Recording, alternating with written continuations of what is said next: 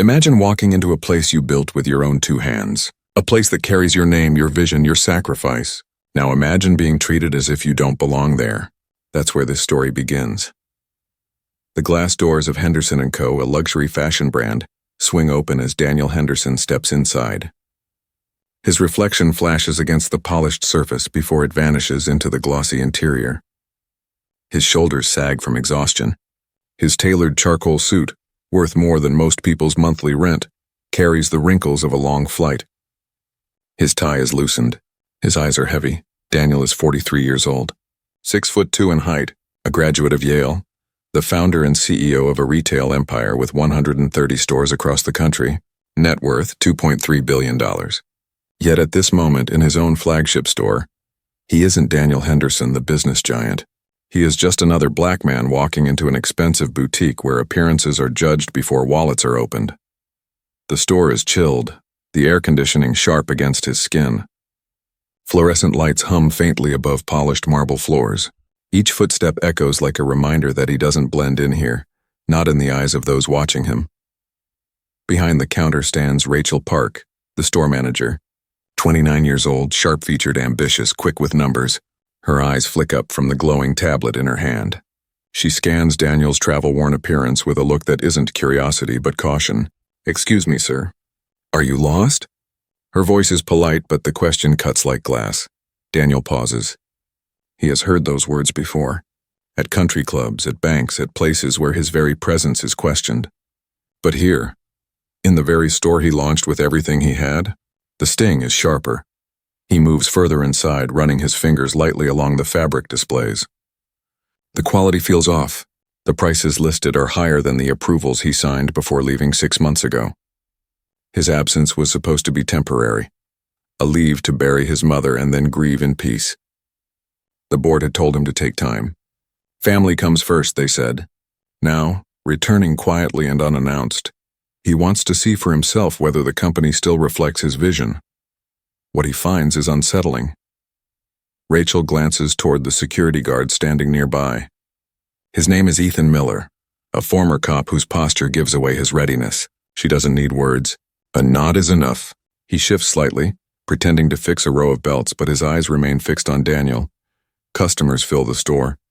A middle-aged white woman examining scarves, a young couple discussing ties. They receive wide smiles, warm greetings, patient suggestions. Daniel notices the difference immediately. Every gesture of welcome is directed toward them. He is invisible unless it is to be watched, and he watches too. His eyes travel to the desk where quarterly reports lie scattered. Numbers he had personally approved. Systems he had designed. The company's mission statement mounted on the wall. Dignity and respect for every person, every interaction. The irony gnaws at him. He picks up a navy blazer. Hand-stitched lapels. Mother-of-pearl buttons. Price tag, $9,200. He knows the breakdown by memory. The materials, the labor, the overhead. He knows how much profit covers Rachel's salary, Ethan's pay, the polished marble under his feet. Yet Rachel appears beside him, smiling without warmth. "That's quite an expensive piece," she says, her tone dripping with doubt. "We have more affordable options in the back." The dismissal is worse than open hostility. It's an assumption dressed up as courtesy. An invisible hand pushing him toward the exit. Daniel sets the blazer down, his chest heavy. "I'm just browsing," he says evenly. Rachel's lips curl into a professional smile that doesn't reach her eyes. "Take your time. But please don't disturb the merchandise unless you're seriously considering a purchase." The lights suddenly feel harsher, the air colder. Daniel realizes what's happening. He is being managed, handled, treated not as a customer but as a problem. His phone buzzes in his pocket. Emails from board members, vendor contracts, training memos with his digital signature, proof of the hours he poured into this empire. Yet here, in this moment, none of that matters. Rachel's eyes stay on him, waiting, watching, hoping for a mistake she can pounce on. Ethan hovers closer, his bulk a silent threat. Customers nearby pretend not to notice, but their ears are tuned in, hungry for drama. Daniel exhales, steadying himself. He could reveal his identity right now. He could end the charade with 2 words. "I'm CEO," but he doesn't. He wants to see how deep this rot runs, because this isn't just about him. It's about every person who has ever walked into a store, and been judged unworthy before they spoke a single word. And what happens next will test not only Daniel Henderson's patience, but the very soul of the company he built. Rachel's polite mask begins to slip as Daniel drifts toward the men's section. He studies a row of silk ties, lifting one in muted burgundy. The tag shows a price more than 40% higher than he remembers approving. Something has changed in his absence, and not for the better. He pulls his phone from his pocket and snaps a quick photo of the tag, his instinct as a leader kicking in. Documentation is proof, but Rachel is there instantly, her heels clicking against marble. "Sir, photography isn't allowed in the store," she says sharply, pointing toward a small sign near the entrance. "Didn't you see the notice when you walked in?" Daniel hadn't, because it wasn't there before. He never authorized such a rule. His chest tightens, but he keeps his tone calm. "I'm sorry. I didn't know. Now you do," Rachel answers, her voice firm. "Delete the photo." For a moment, Daniel considers refusing. This is his merchandise, his pricing, his company. But to reveal that would end the experiment too soon. So he deletes the photo in front of her. She watches closely, then signals again to Ethan, whose shadow grows larger as he steps closer. The atmosphere changes. Customers stop mid-browse. The silence feels loaded. Rachel whispers something to Ethan. His radio crackles. "Unit 3 status check." The words hang heavy. "Everything okay here, ma'am?" Ethan's voice is polite, but his stance is confrontational. "This gentleman was taking photos of our merchandise," Rachel replies smoothly. "I asked him to stop." Ethan narrows his eyes. "Sir, I'll need you to step over here with me." Daniel's heart pounds, not with fear, but with an anger he refuses to show. "I deleted the photo," he says evenly. "There's no problem. Store policy. No exceptions." Ethan insists. "I'll need to confirm the photo is gone." It's no longer about policy. It's about dignity. Daniel knows he has every right to refuse, but refusal would only escalate the scene. He scrolls to his camera roll and holds up the empty screen. Ethan leans in, studies it, then gives a curt nod. "Appreciate your cooperation, sir. But the damage is done." In their eyes, he is no longer just suspicious. He is a threat to be contained. He decides to test them further. He lifts another tie from the rack, this one a deep blue with hand-rolled edges. Price $2,400. A tie he has worn in boardrooms, in interviews, even in the halls of government. He carries it to the register. Rachel greets him with a look that balances disdain and disbelief. She takes the tie as though it might be counterfeit. The scanner beeps, then she looks up, her expression cold. "I'll need to see some identification." Daniel raises an eyebrow. "For a tie?" "Store policy," Rachel replies. "Any purchase over $200 requires ID verification." "Since when?" Her patience thins. "Do you want to buy this tie or not?" He produces his driver's license. She inspects it far too long, scrutinizing every detail as if she might catch him in a lie. "Credit card?" she says curtly. Daniel hands her his platinum card. She holds it to the light, runs her finger across the numbers, then looks up. "This is a very expensive card. How did you get it?" The question slices through the room. Customers in line exchange looks. One discreetly raises their phone to record. "I qualified for it," Daniel replies calmly. Rachel slides the card through the reader. "Declined." She tries again. "Declined." Her lips curl with satisfaction. "Sir, your card isn't working." Daniel knows why. Traveling across countries has triggered fraud alerts. A single call to his bank would fix it. But Rachel doesn't see that. She sees confirmation of her suspicion. He reaches for his phone. "Let me call the bank." "That won't be necessary," Rachel interrupts, her voice loud enough for the store to hear. "Tom, could you come to Register 3? A man in his 40s appears. Tom Reyes, the general manager, walks with authority, 8 years in the company. He should know Daniel by face from town halls and company videos. But recognition doesn't cross his eyes. Only judgment. "What's the issue?" Tom asks. Rachel tilts her chin toward Daniel. "High-end merchandise." "Declined card. Suspicious behavior." Tom looks Daniel over with the calm detachment of someone deciding how quickly to remove a problem. "Sir, do you have another form of payment?" "The card is fine," Daniel insists. "I just need to call the bank." Tom shakes his head. "Sir, I'll need you to step aside. You're holding up the line." Murmurs ripple through the customers waiting. Someone sighs impatiently. Ethan hovers even closer. Rachel folds her arms with a faint smile of triumph. Daniel feels humiliation surge in his chest.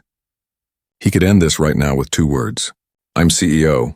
He could shatter their assumptions and watch their faces crumble. But he doesn't. He steps aside, the tie still in his hand, choosing to see just how deep this culture of suspicion runs. Behind him, a young white woman buys an $800 scarf. No ID required. No questions about her card. Just a smile and a cheerful "come back soon." The contrast is unmistakable. And as Daniel's phone buzzes with a fraud alert from his bank asking for confirmation, he knows the next decision he makes will change everything. Daniel taps a quick response to his bank. 1 word yes, unlocking his account and clearing the fraud flag. Relief is immediate, but anger burns deeper. He approaches the counter again, the tie still in his hand. The card should work now, he says evenly. Rachel exhales loudly, the sound laced with irritation. Sir, you've already disrupted our operation once. I'm not comfortable processing this transaction. Daniel fixes his eyes on her. Then I'd like to speak with your manager. I am the manager, she replies. Her tone sharp. Then I'll speak with your supervisor. She gestures toward Tom, who steps forward, his arms folded, his face firm. I'm the general manager here, he says. I've already addressed your situation. Daniel studies him, calm, collected, wrong. Tom continues. This store caters to a very specific clientele. You might find better prices at the outlet mall across town. The words hit like a physical blow. Not just the rejection, but the coded dismissal. A polite way of saying you don't belong here. Daniel looks around. His store, his mission statement. His values etched into every policy. Dignity and respect for every person. Yet here he stands being told to take his money somewhere else. I understand, he says quietly, though the fire in his chest roars. He could end it here. He could drop the truth like thunder and watch the storm roll through their faces. But something holds him back. Something deeper than pride. Because this isn't just about him. It's about the millions of others who can't fight back. Who don't have a title or power to shield them. The customer recording with her phone hasn't stopped. She knows what she's capturing. A moment that feels bigger than one store, bigger than one man. Daniel makes his move. He sets the tie gently on the counter. Then he walks calmly to the men's section and lifts an $8,000 suit jacket. The kind of jacket he's worn to corporate events, national interviews, even dinners with presidents. He carries it to the register and lays it down. I'd like to purchase this, he says. Rachel's eyes widen. Tom's jaw tightens. Ethan's hand rests on his radio. Sir, Tom says firmly, I think it's time for you to leave. Daniel shakes his head. I'm a customer. I have money. I want to buy this jacket. You've already caused enough disruption, Tom presses. What disruption? Daniel asks, his voice steady. I tried to buy a tie. Now I want to buy a jacket. The standoff stills the store. Every customer freezes, pretending to shop while leaning in. Every employee edges closer, curiosity mixing with unease. Rachel leans toward Tom, whispering urgently. He nods, then gives Ethan a signal. Sir, I'm asking you to leave voluntarily, Tom says. Don't make this harder than it needs to be. Daniel picks up the jacket, feeling the weight of the fine Italian wool. Perfect stitching, his signature cut. Dozens like it hang in his closet, but this one has become a symbol. I'm not leaving until I buy this jacket. Ethan steps forward, his frame towering. Sir, you're being asked to leave. Continued refusal constitutes trespassing. The threat slices through the air. Legal consequences. The possibility of police. The risks that black men know too well. Daniel imagines the headlines, the cuffs, the humiliation. He knows exactly how these stories end, and then he does something none of them expect. He laughs, not bitter, not nervous, but full and genuine, as though he's seen a joke unfold before him. Rachel stiffens. What's so funny? Daniel looks at her, then at Tom, then at Ethan. His voice carries calm authority. You have no idea what you've just done. Absolutely no idea. He sets the jacket back on the counter, pulls out his phone and dials. This is Daniel Henderson, he says clearly into the receiver. I need an emergency conference call with Store 1 management. Right now, Rachel frowns. Tom blinks. Ethan shifts, uncertain. None of them recognize the name yet. But across the country, in Seattle, a phone rings in a corner office where Daniel's longtime assistant, Karen Lopez, answers. She has worked by his side for nearly a decade. She knows his voice instantly. Mr. Henderson, is everything all right? I'm calling from inside store 1, Daniel replies. Patch me through to the general manager's office phone now. Karen doesn't hesitate. Right away, sir. Please hold. Tom hears the office phone ringing behind him. He glances at it, then back at Daniel, his confusion written plain across his face. Should I answer that? He asks softly. Daniel nods toward the office. It's for you. Tom walks slowly to his desk. His hand trembles as he lifts the receiver. Tom Ray is general manager, silence.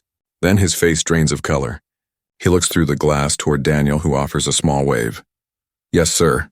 Tom stammers into the phone. He's here. He's in the store right now. Rachel's confidence flickers. Her eyes dart between Tom and Daniel. Ethan stiffens, suddenly less certain of his authority. Daniel ends his call and slides the phone into his pocket. The air shifts, heavy with realization. He turns to Rachel, his voice calm but sharp as a blade. Have you ever seen a photo of our CEO? Her lips part, but no words come. Tom emerges from his office, his face ashen, his composure gone. Mr. Henderson, he begins, his voice shaking. Daniel lifts a hand, stopping him cold. Tom, I need you to call an all-hands meeting right now. Every employee in this store. On the floor immediately. Tom swallows hard, then nods. He reaches for the intercom, his hand trembling as he presses the button. His voice echoes through the store. Attention all Henderson and Cumbert associates, please report to the main floor for an emergency meeting. Immediately. The store transforms. Employees step out from fitting rooms, stock rooms, offices. They gather, faces puzzled, nervous. Customers remain where they are, unwilling to miss what comes next. Rachel stands apart, her confidence shattered, her mistake catching up to her. Ethan shifts uneasily, unsure whether to stand guard or shrink into the background. And Daniel? He stands tall in the center of it all, his presence no longer questioned, no longer dismissed, the moment before the storm has arrived. The staff gathers in a semicircle, 12 employees in total. Their eyes flicker with unease, wondering why their day has just turned into an emergency meeting. Customers linger quietly in the background, their shopping forgotten, sensing history being written in front of them. Daniel lets the silence stretch. He studies their faces one by one, young, diverse, full of potential, people who want to do good work but who have been shaped by managers who never truly understood the company's values. He clears his throat. Something happened in this store today. Something that happens in stores across America every single day, and I want you to hear it from me. His voice isn't raised, yet it carries. It cuts through the silence like a blade. I walked into this store an hour ago. I came here as a customer, not as your CEO, and what I experienced was suspicion, assumptions, dismissal. I was treated like someone who didn't belong. The employees exchange nervous glances. Rachel's face pales, but she tries to step forward. Sir, I was just... Daniel lifts a hand, his tone firm but calm. Rachel, you were following instincts. Instincts that our society teaches. To fear certain people, to make assumptions about who can afford what, to treat dignity as something conditional. Her words die in her throat. She lowers her gaze. Daniel looks at the group again. The most painful part wasn't any one action. It was the culture that made those actions feel normal. The store grows so quiet that even the soft hum of background music seems to fade. I want each of you to think of the worst day you've ever had. The day when you felt invisible, dismissed, when someone looked at you and saw not who you are but a stereotype. Heads slowly nod. Every person has felt it, the sting of being misjudged. Now imagine that feeling every time you walk into a store, every time you try to spend your hard-earned money, every time you are treated as a problem instead of a person. Customers stop pretending to browse. They listen, caught in the pull of Daniel's words. Even strangers are becoming part of the moment. Daniel reaches into his pocket and pulls out a small card. He walks over to Rachel and places it in her hand.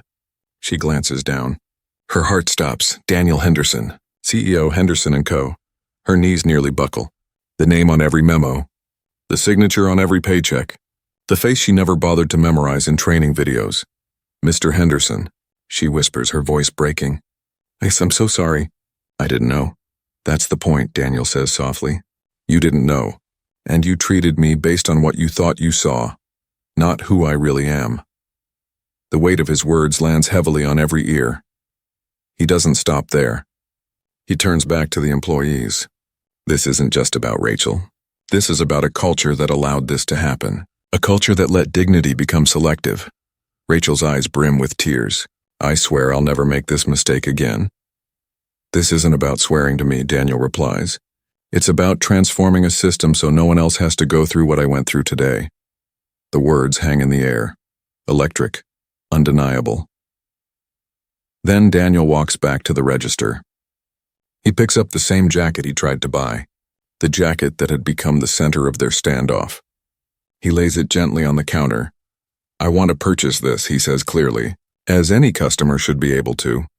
Rachel's hands shake as she lifts the scanner. The employees lean forward, knowing the weight of this moment. Customers hold their breath. The scanner beeps. The register shows the price. Rachel looks at the card in her hand, the same platinum card she nearly called fraudulent. Her throat tightens. Will this be cash or credit? She whispers. Credit, Daniel replies. The same card you questioned before. She swallows hard and runs the card. This time it clears instantly. No fraud alert. No suspicion, just approval. The receipt prints. Slowly. Line by line. Rachel tears it off, her hands trembling. Your total is $8,473. Daniel takes the receipt and inspects it carefully. Perfect, he says. He picks up the garment bag. To anyone else, it's just a jacket. To him, it's proof. Proof of how easily dignity can be denied. Proof of how urgently change is needed. He turns back to the group. Now I have a question for everyone here. What happens to the next person who walks through those doors? The next customer who doesn't look like what you expect wealth to look like? Silence answers him. The silence of recognition. Rachel finally speaks, her voice raw. I promise, sir, I'll never judge again. This is bigger than promises, Daniel says. This is about culture. About building something where dignity doesn't depend on appearance. He steps into the center of the store. The skylight above casts natural light down on him. He raises his voice not in anger but in conviction. I want to tell you a story. 15 years ago, a young black man walked into a bank with a solid business plan, perfect credit and hope. But the loan officer didn't see a man. He saw a statistic. That young man almost gave up. The staff listens enraptured. Even customers lean in, forgetting why they came here. But his mother told him something that changed everything. She said, power isn't about proving you belong. It's about changing the system so everyone belongs. The words ripple across the floor, cutting through shame and sparking reflection. Daniel pauses, his eyes locked on every face. That young man was me, and this company was built on that promise. Every store, every policy, every employee is meant to carry that vision. But policies on paper mean nothing unless hearts change. The store is silent, a silence thick with realization. A silence that asks, what happens next? Daniel pulls out his phone and opens the photo gallery. He lifts the screen for everyone to see. Not just his face, but the snapshots he took earlier. The price tag that had been marked wrong. The empty spaces where respect should have been. The candid faces of employees caught mid-judgment. The evidence of bias in action. These pictures, he says steadily, aren't just for me. They're going into our training. Not to shame you, but to teach what unconscious bias looks like, how it feels and what it costs. Rachel wipes her eyes with the back of her hand. Mr. Henderson, I want to learn. I want to be better. You will, Daniel answers, his tone both firm and merciful. You're not being fired. You're being given a responsibility. You'll enroll in the first comprehensive bias training program we've ever run, and you'll help us build it, test it, refine it, live it. Her relief is visible, though it comes with a weight she has never carried before. Tom clears his throat. Sir, I take responsibility. I should have stopped this before it went so far. Daniel doesn't let him finish. Tom, you're not just responsible. You're accountable. You will lead this program across every single store. Every manager, every supervisor, every associate will go through it. No exceptions. Tom nods slowly, the reality sinking in. 130 stores. Thousands of employees. A culture that must change from the inside out. Daniel turns to Ethan, the security guard, whose stiff posture finally softens. And you, Ethan, you're going to help us redesign security. Your job isn't just to watch for threats. It's to make every customer feel safe. Did I feel safe today? Ethan swallows hard, his voice low. No, sir. Then you know what needs to change. The silence that follows is different now. Not the silence of shame, but of possibility. The customers in the store can feel it too. The air hums with something heavier than transactions. Daniel lays the jacket's garment bag across his arm. I'm not here to punish. I'm here to transform. Real change doesn't happen on paper. It happens in moments like this when we decide to see people as people, not as problems. The employees listen, their eyes wide, their shoulders heavy with the weight of what they've just lived through. But Daniel isn't finished. Do you know what the most dangerous thing in business is? He asks, letting his question pierce the silence. It's comfort. The comfort of thinking you're fair when you're not. The comfort of policies that look good on walls but fail in practice. The comfort of letting bias go unchecked until it becomes the culture itself. He steps closer to the group, his gaze steady. If we can't root that out here in this flagship store, then everything we've built means nothing. Rachel trembles, clutching his card in her hand. I'll do whatever it takes. This isn't about what you'll do for me, Daniel says. It's about what you'll do for every person who walks through those doors. The next man in a hoodie. The next woman with an accent. The next customer who doesn't fit your assumptions of wealth. That is the test you will face every single day. The truth of it lands heavy on them. Employees shift, customers watch silently, and even Ethan lowers his gaze. Daniel finally softens his tone. You all felt something today. Discomfort, embarrassment, regret. Don't let that fade. Let it change you. Because dignity is priceless and it costs you nothing to give. He looks at the clock. Only a little more than an hour has passed since he first walked in. Yet the store feels transformed. The people feel different. And Daniel knows this is just the beginning. Because the real test is not today, when the CEO stands before them. The real test is tomorrow and every day after, when the next customer walks through the doors unseen, unheard, and deserving of dignity. His eyes sweep across the floor one final time. This is not the end of the story. This is where it begins. Weeks pass, but the memory of that day refuses to fade. The video recorded by the customer circulates online, climbing past millions of views. Conversations ignite in offices, classrooms, and living rooms. People recognize themselves in Daniel's experience. Some as the judged, others as the judges. The words "dignity costs nothing" become a rallying cry. Inside Henderson & Commerce, the shift is unmistakable. Rachel, once the face of the problem, becomes the face of progress. She throws herself into the new training program, not out of fear but out of determination. She spends hours in role-playing sessions, takes tests that expose hidden biases, and stands in front of colleagues admitting what she once failed to see. When she speaks, she does so with raw honesty.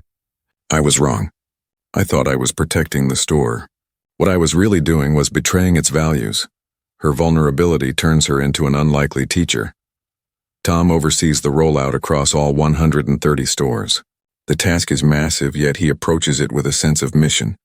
Teams across states gather for workshops. Managers practice scenarios where their assumptions are tested. Employees watch the viral video not as gossip, but as training material. They see Rachel's mistakes. They see Ethan's posture. They see the discomfort etched across Daniel's face. And they ask themselves, would I have acted differently, or would I have done the same? Ethan, once quick to shadow Daniel, takes on a new role. He works with corporate to design security training, focused not on suspicion, but on safety through respect. His lessons echo from city centers to suburban malls. Real safety means customers trust you. If they feel hunted, you've failed. Guards across the company learn to greet, not glare, to observe without demeaning, and Daniel? He does not fade into the background.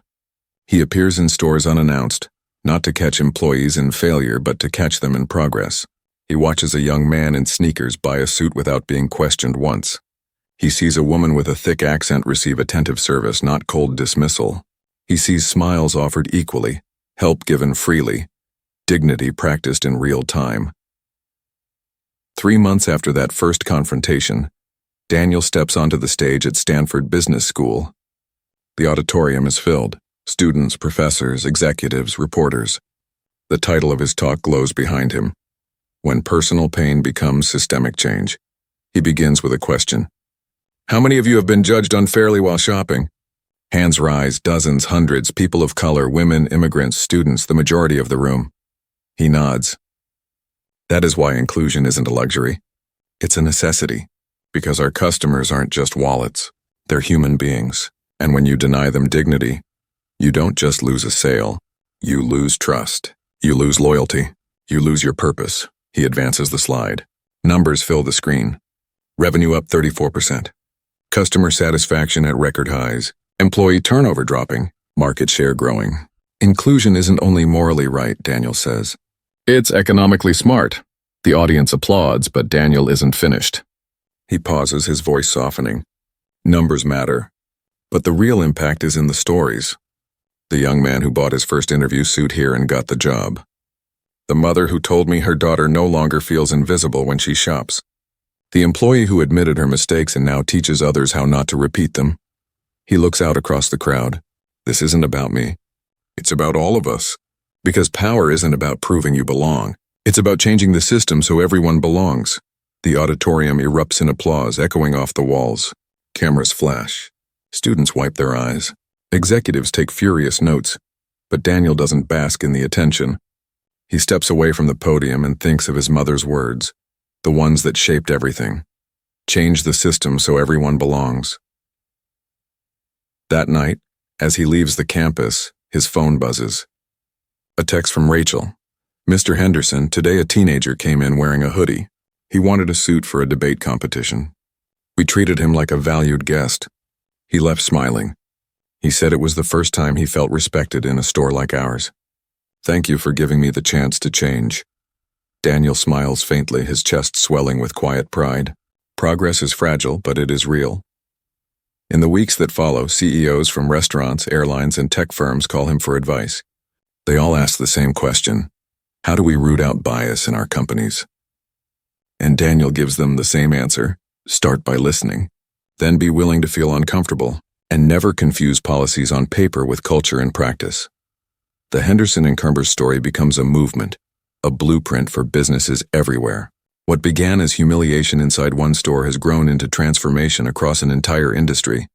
And through it all, Daniel carries the same jacket he fought to buy that day. Not because he needs it, but because it reminds him of the price of dignity and the immeasurable value of change. The jacket is no longer just clothing. It is a symbol, a reminder that one painful encounter can spark a revolution, and as long as people keep choosing courage over silence and dignity over prejudice, the story of that jacket and the change it sparked will never end.